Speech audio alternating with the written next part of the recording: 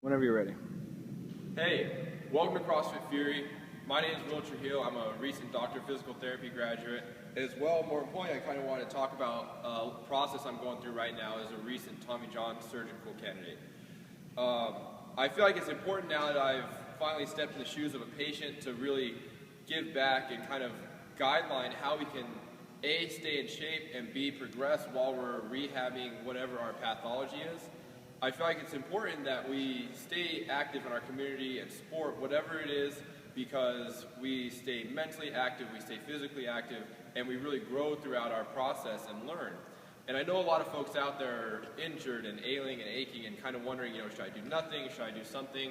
And it'd be really good, I'd like to kind of bring you through my rehab protocol and create a series of videos as I progress and grow into my new abilities as my doctor allows, and kind of bring you with me and hopefully help you out in wherever you are in your issues. And so for our first video today, I'll give you a little background.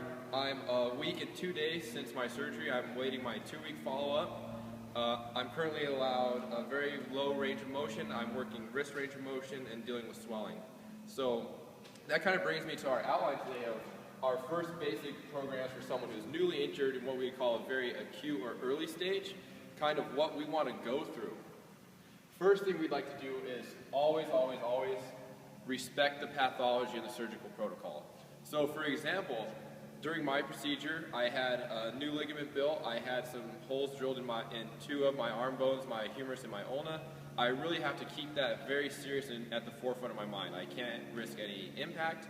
I can't risk any of these valgus torques to the elbow, which would stress my new gear. And I also have to respect my surgical protocol, because they're really the only ones who got a good look inside your body and understand what was going on in there. So we're going to always respect that.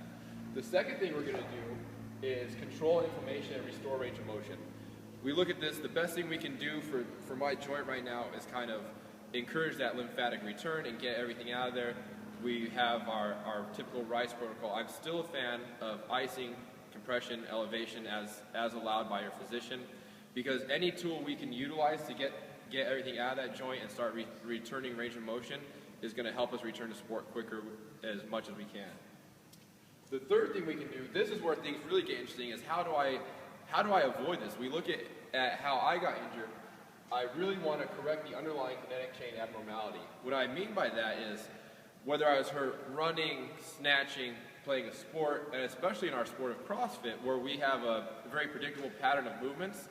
If I got hurt in a thrust or a clean jerk, what was going on in that thrust or clean jerk that put me out of proper alignment that caused me to get injured? My example is I was hurt snatching, and I know that if I had better movement in my ankles, and if I had better length in my hip flexors and thoracic mobility, I could have been more upright, I could have been more properly aligned in the shoulder, elbow, wrist, and I could have avoided that. So I can take this unique time while I'm healing to really correct the length of my hip flexors, increase the length and motion in my ankle complex. And wherever you are, wherever you got hurt, we have to take looks upstream and downstream and think about, why did this link in my chain blow out, and really do some thought and digging deep into that process. And the last thing we need to do is, when we're utilizing our activity, is neurological carryover and metabolic benefits. We have tons and tons and tons of research about all the metabolic benefits of exercise. As long as we're respecting our pathology and not putting ourselves at risk for further injury, we need to be active. So for me today, what I did, I rode the Airdyne bike with one arm. I did some bent over rows and some sit-ups. I put myself at no risk for valgus stress or impact, but I still got my heart rate going, hopefully help flush out some of that edema, and utilizing my other arm for these motions. We know there's neurological carryover, that I'll have less deficit when I am allowed full range of motion. So we're going to take advantage of everything that's left. And most importantly, I got the social benefit, I got the mental benefit of knowing that I'm still active, and I'm the leader of my rehabilitation process and always kind of driving forward. So that's a little peek into what I'm doing right now, these first 2 weeks of my rehabilitation. I'm really trying to hammer on this swelling. I'm trying to stay active and utilize motions that are going to increase my awareness of my upper extremity and stress its motion.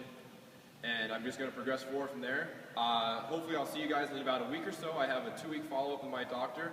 I'll let you know what he says, and feel free to contact us at CrossFit Fury if you have any questions about your specific pathology.